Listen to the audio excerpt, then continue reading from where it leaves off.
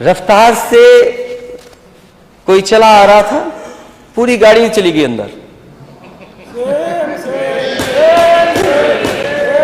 पूरी गाड़ी अंदर।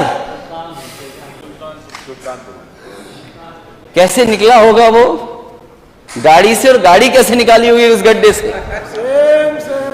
एक्सप्रेसवे, पूरी गाड़ी अंदर यात्रियों के संग, वो एक्सप्रेसवे आपका। और मैं दावा करता हूं इस सदन में नेता अध्यक्ष महोदय जी, समाजवादियों ने अगर डिजाइन नहीं किया होता उस तरह का, तो कभी भी देश के प्रधानमंत्री अपना हरकुलस लेकर के उस एक्सप्रेसवे पर नहीं उतर पाते। आपका घाटे में है कि नहीं है?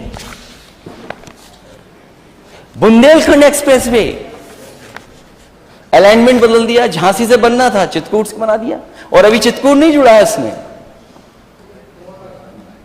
प्रधानमंत्री ने उद्घाटन किया, प्रधानमंत्री जी गए, पूरा ढह गया। लोग डर रहे चलने में। अगर लोग डरेंगे चलने में तो कैसे मुनाफा आएगा? सब टोल घाटे में, घाटा ही घाटा।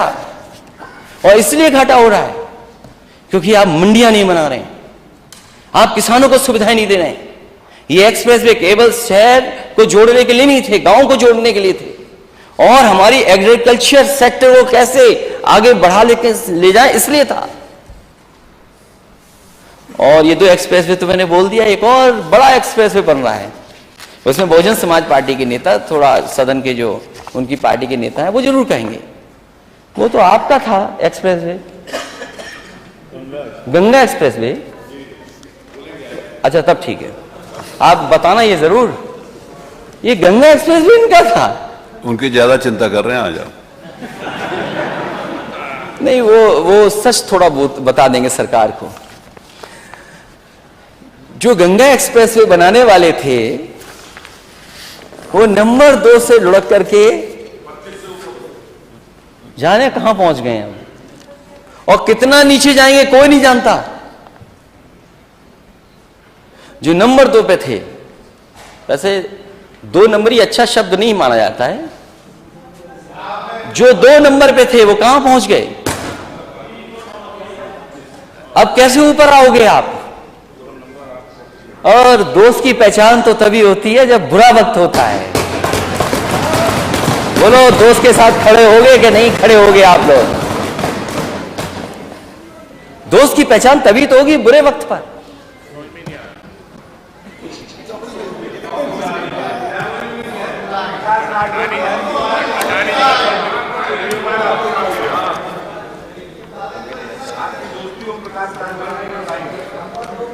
देखिए, उनकी दोस्ती तो चलती है, आपके साथ भी हमारे, वो सरकार के संग दोस्त रहते हैं।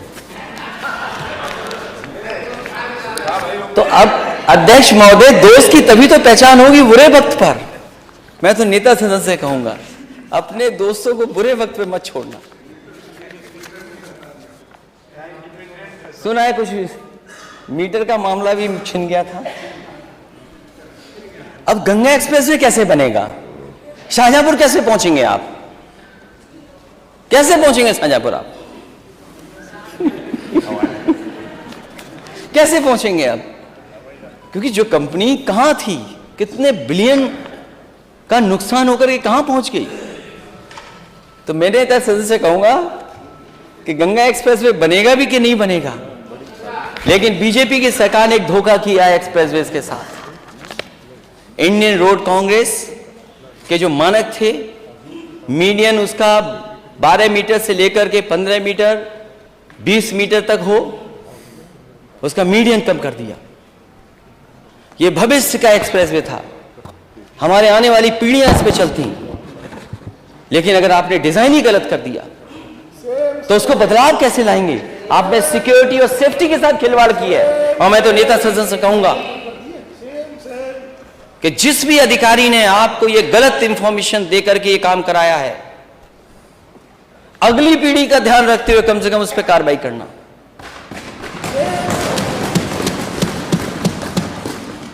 और फिर आपको दिल्ली वाले पैसा क्यों नहीं दे रहे हैं एक्सप्रेसवे के लिए? अभी दिल्ली से मुंबई एक्सप्रेस वे बनाना, मैंने पिछली बार भी सदन में कहा था, फिर कहता हूं बात को। यूपी की जनता ने दिल्ली में बीजेपी की सरकार बनाई, देश के प्रधानमंत्री यहां के, लेकिन एक्सप्रेसवे के लिए पैसा क्यों नहीं मिल रहा दिल्ली से और स्टेटों को क्यों मिल रहा है? 1 लाख करोड़ का दिल्ली से मुंबई एक्सप्रेसवे, लेकिन आपके स्टेट के लिए एक भी एक्सप्रेसवे के लिए पैसा नहीं। और जब आपके लिए पैसा नहीं तो आप भी नहीं दे पाएंगे पैसा। वित्त मंत्री जी आप ही मांग लो, अगर नेता सदन नहीं मांग रहे हैं तो पैसा लाइए आप। और यूपी को जोड़ ही नहीं रहे उससे। यूपी नहीं जुड़ा है देश के सबसे बड़े एक्सप्रेसवे से, कम से कम यूपी को जुड़वाइए आप।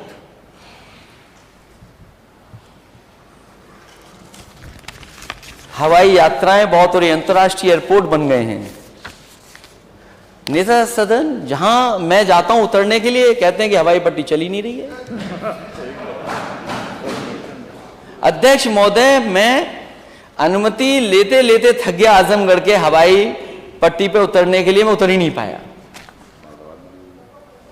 हवाई जहाज से ये नेताजी ने बनवाई थी, उसके बाद एक्सपेंशन हमने किया और 5 साल से नहीं चालू हो रहा, क्योंकि वो एयरपोर्ट की सूची में है। ये बात मैं इसलिए कह रहा हूं, सब कुछ बन गया वहां, आप जाना चाहेंगे कि आप नहीं उतर सकते। मुरादाबाद भी पुराना समाजवादी नेताजी के समय की देन थी, आज भी नहीं उतर सकते आप उस पे। और आजमगढ़ में आप दे रहे हो, इतना बढ़िया एक्सप्रेसवे दिया है, जहां सड़क पर हवाई जहाज उतर जा रहे हो, वहां क्यों लोगों किसानों को परेशान कर रहे हैं आप?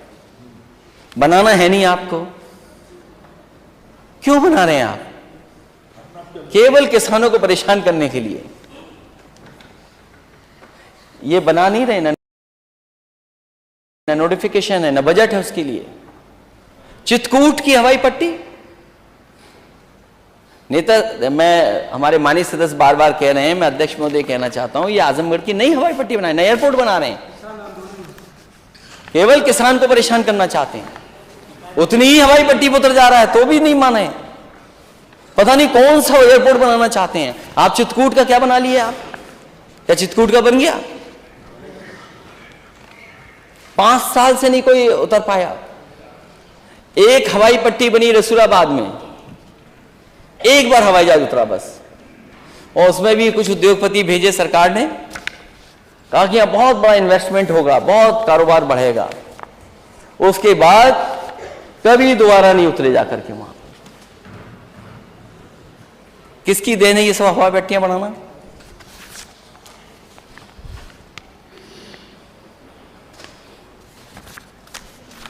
और आप तो अंतर्राष्ट्रीय एयरपोर्ट, दूसरे एयरपोर्ट के बारे में भी, जेवर बहुजन समाज पार्टी, जेवर भी आपका था, एनओसी समाजवादियों ने दिलाई। समाजवादी पार्टी की सरकार में हम दूसरी चाहते थे, एक और एनओसी मिल जाए हिरनगांव में, लेकिन बीजेपी की सरकार दिल्ली में थी, उन्होंने एनओसी नहीं लेने दिया हमें, एनओसी नहीं लेने दिया, दिया ही नहीं एनओसी। आपने भेदभाव किया उस समय। अगर भेदभाव न किया होता तो एक और आगरा को एयरपोर्ट बन गया होता, मिल गया होता। कानून व्यवस्था पर zero tolerance,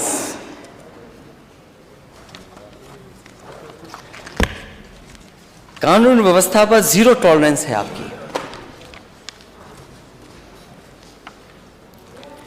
ease of doing business तो कितनी है, लेकिन ease of doing crime Uttar Pradesh में लगातार बढ़ रहा है। जो घटना अभी हुई हाल में, अगर एडमिनिस्ट्रेशन जागरूक होता और एडमिनिस्ट्रेशन अगर न्याय देता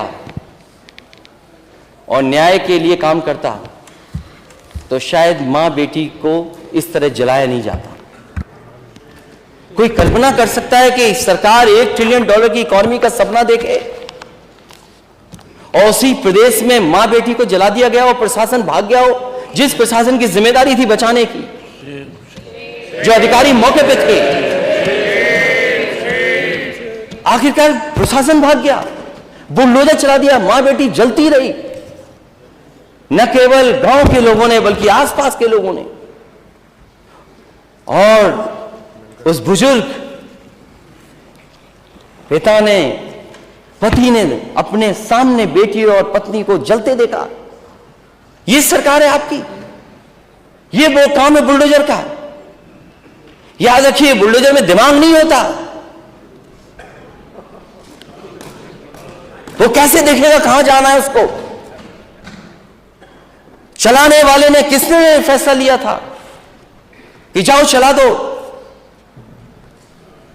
और फिर वो एक और वीडियो वायरल हुआ है, नेता सदन आपकी पुलिस ने उस बेटे को नंगा किया। बताइए, सर्दी में नंगा कर दिया। कोई कल्पना कर सकता है कि मां बेटी जल रही हो, प्रशासन भाग जाए और प्रशासन से न्याय मांगने जाए तो उसे कपड़े उतरवा दिए जाए सर्दी में?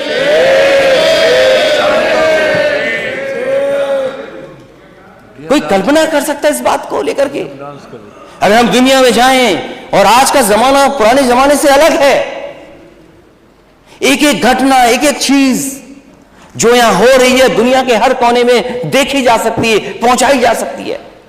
हम आप कितना भी मैनिपुलेट करें, लेकिन आज के समय पर नेता सदन सच्चाई को नहीं छिपा सकते। और मैं आपके जिले की घटना याद दिलाता हूं। अपनी सरकार के समय पर एक पुलिस के अधिकारी ने इसी तरह कुछ गलत काम किया था, मैंने उसको वहीं पर सस्पेंड किया था। आपको कौन रोकता है अधिकारियों के खिलाफ कार्रवाई के लिए? मां बेटी गई हैं, ब्राह्मण परिवार के बेटे को आधा नंगा कर दिया, कौन रोक रहा है आपको? रोक कौन रहा है कार्रवाई के लिए? इससे आप न्याय नहीं दिला पाएंगे। और एक घटना नहीं, जीरो टॉलरेंस की मैं दूसरी घटना भी कन्नौज की बता सकता हूं। आप कहते हैं कि दंगा की डेफिनेशन देखिए ना, जो आंकड़े आते हैं वो क्या कहते हैं, एनसीआरबी के आंकड़ों को दोबारा पढ़िए और सरकार के आंकड़े देखिए क्या है सरकार के आंकड़े। कन्नौज में 10,000 रुपए दे करके एक मुस्लिम नौजवान से आपने मंदिर में मांस रखवा दिया। वो बीजेपी का कार्यकर्ता था, नेता सदन बीजेपी का कार्यकर्ता था, और आपको डीएमएसपी को सस्पेंड करना पड़ा, हटाना पड़ा कि नहीं हटाना पड़ा? बताइए आप, कौन लोग थे वो दंगा कराने में? दंगा कराने वाला अध्यक्ष महोदय कोई था तो भारतीय जनता पार्टी का था। और 10,000 रुपए में मंदिर में बीजेपी के कार्यकर्ता ने मंदिर में जानवर का मांस रखवाया। और 17 लोग, अगर हम लोग सख्ती नहीं करते, आंदोलन की लेने धमकी देते, तो शायद वो कार्रवाई नहीं होती। प्रशासन घबरा गया और 17 के 17 लोग बीजेपी के कार्यकर्ता जेल गए हैं। वो बीजेपी के लोग हैं। आप कहते हैं सफाई दंगा करते हैं। रायबरेली में मां की मजदूरी मांगने पर सत्ता संरक्षित दबंगों ने 10वीं के दलित छात्र बिजली केबल से पिटाई की और क्या चटवाया? पैर चटवाए एक दलित के नौजवान के। ये आखिरकार घमंड आ कहां से रहा है, अहंकार कहां से आ रहा है अध्यक्ष महोदय? ये जीरो टॉलरेंस है। एक दलित बच्चे से जूते चटवाएंगे आप? ये जीरो टॉलरेंस है आपकी? कुछ बातचीत हो गई और बातचीत में गोली मार दी जौनपुर में सभासद के। ये जीरो टॉलरेंस है आपकी? गोली मार दी, फरार। बातचीत हुई, निकाला, गोली मार दी। ये है आपका जीरो टॉलरेंस? महोबा में नमस्कार न करने पर दलित को कुल्हाड़ी से मारकर लहलहान किया। ये जीरो टॉलरेंस है आपकी? ये कहां से शब्द आपने इजाद किया, जीरो टॉलरेंस? कहां से लेके आ गए आप शब्द जीरो टॉलरेंस? बाराबंकी में लेखपाल के उत्पीड़न के चलते कानून गो को मुंशी से आत्महत्या। इलाज ही नहीं हुआ, आत्महत्या करनी पड़ी। न्याय के लिए सोचें आप। यही बाराबंकी जो मुख्यमंत्री आवास से 70 किलोमीटर दूर यह घटना हुई, ये है जीरो टॉलरेंस। कहां खो गया आपका बुलडोजर? कहां खो गया?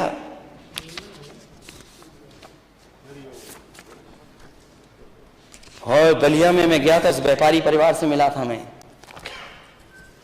कौन लोग हैं सूदखोरी कर रहे हैं वहां पर? करोड़ों की मार्केट वैल्यू जमीन, करोड़ों की मार्केट वैल्यू की जमीन वो ले ली, उसके बाद भी संतुष्ट नहीं हुए। वो धमकाते रहे और लाइव उसने आत्महत्या कर ली, लाइव। इससे ज्यादा दुखद क्या है? और नेता सदन आप जानकारी करिए, क्या बीजेपी के लोग उसमें शामिल हैं कि नहीं हैं? अगर जीरो टॉलरेंस है तो बीजेपी के नेताओं को आप जेल भेजेंगे कि नहीं भेजेंगे? और बीजेपी के कार्यकर्ता नेता जो कर रहे हैं, आजमगढ़ में इंद्रपाल मौर्य संगम अपहरण कर हत्या, पति पत्नी, ये जीरो टॉलरेंस है आपकी। और कानपुर में अध्यक्ष महोदय, आपको जानकारी होगी कस्टोडियल डेथ की, बलवंत सिंह की। क्यों पुलिस ने मार दिया उसको?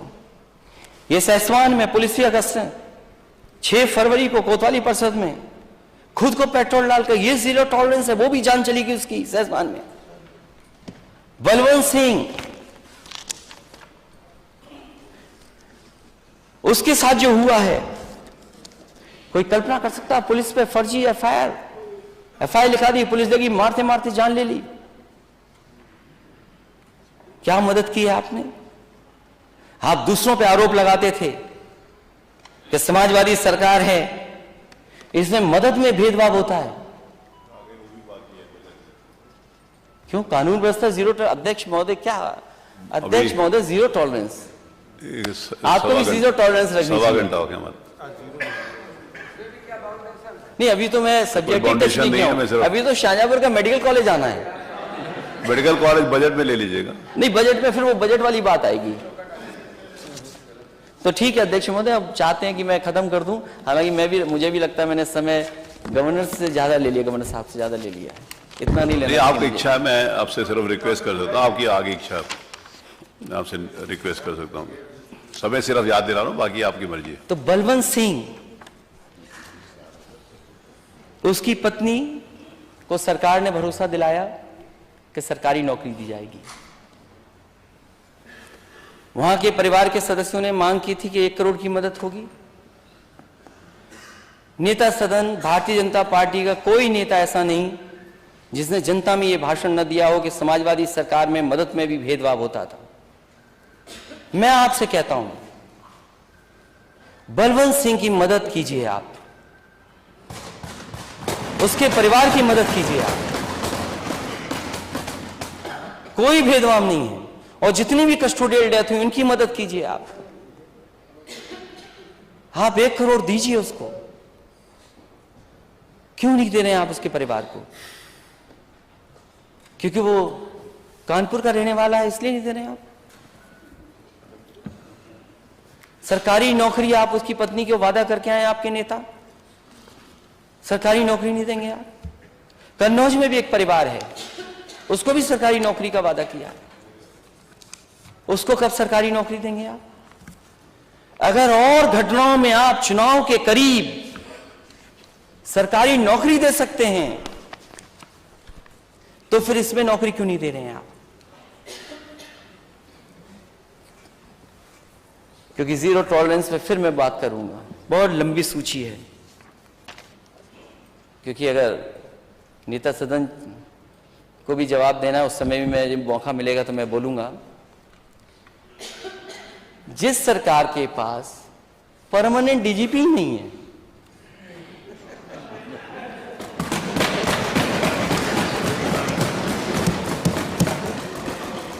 हम विपक्ष को टॉलरेट कर लेंगे थोड़ी देर के लिए। मैं नेता सदन से जानना चाहता हूं कि आप डीजीपी परमानेंट क्यों नहीं बनवा पा रहे हैं? क्या वजह है? क्योंकि वो वोटर हमारे हैं, क्योंकि वोट वो मुझे देते हैं जिताने के लिए, इसलिए?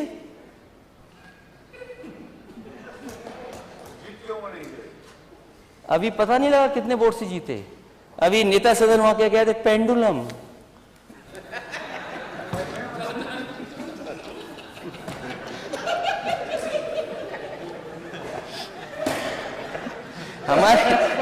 हमारे नेता सदन फिजिक्स भी जानते हैं।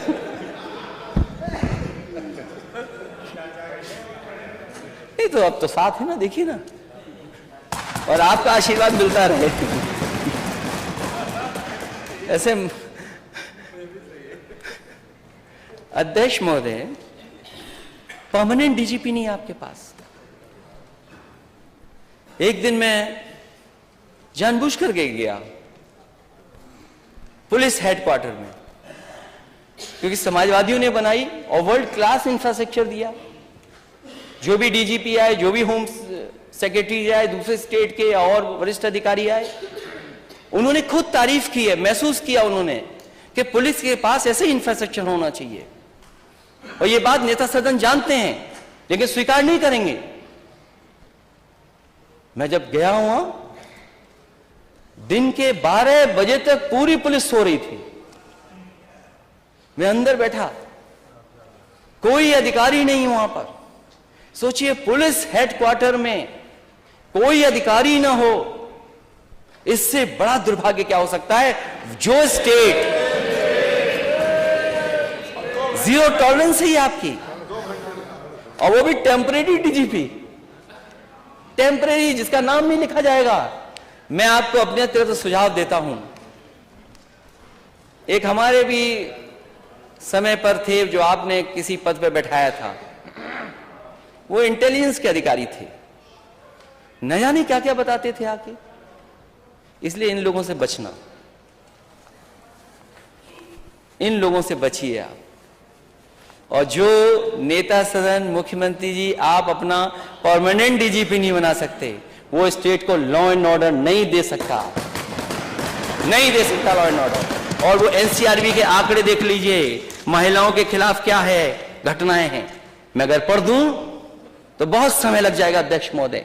कितनी घटनाएं हुई महिलाओं के ऊपर, घटनाओं में उत्तर प्रदेश नंबर 1 है, number 1। Crime against women number 1 है स्टेट।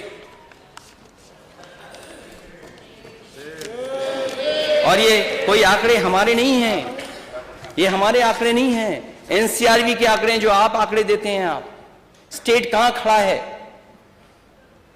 कहां खड़ा है स्टेट, ये एनसीआरबी के आंकड़े हैं। यूपी सबसे आगे, नंबर 1 है यूपी, महिलाओं के ऊपर अन्याय अत्याचार होने पर नंबर 1 है, नंबर 1। और घटनाओं में, रेप में नंबर 3 पर है। यूपी में 3 साल में दर्ज क्राइम नंबर 1 है। हम लोग कहां खड़े हैं, हम लोग महिला अपराध में।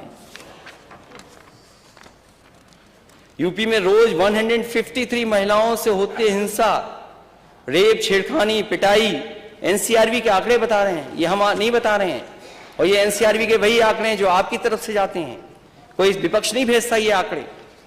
और एनसीआरबी के आंकड़े देख करके आपको खुद दुख होता होगा। और जिस सरकार के पास टेम्परेरी डीजीपी हो, परमानेंट नहीं है डीजीपी, हमारी सरकार होती, समाजवादियों की सरकार होती थी, तो गवर्नर हाउस से हर दिन नोटिस आता था, प्रेस में बात कही जाती थी, माननीय गवर्नर कुछ नहीं कह रहे। अब तो कुछ नहीं कहा जा रहा है। गवर्नर के ऊपर आपके विधानसभा में गवर्नर के ऊपर कोई अच्छा नहीं कहेंगे, इंगित करके नहीं कहा जा सकता। मैं अब नहीं वो शब्द वापस लेता हूं, गवर्नर पे कहा हो। लेकिन उस समय वहां से आवाज आती थी, बगल से विधानसभा की से। अब आवाज ही नहीं आती। और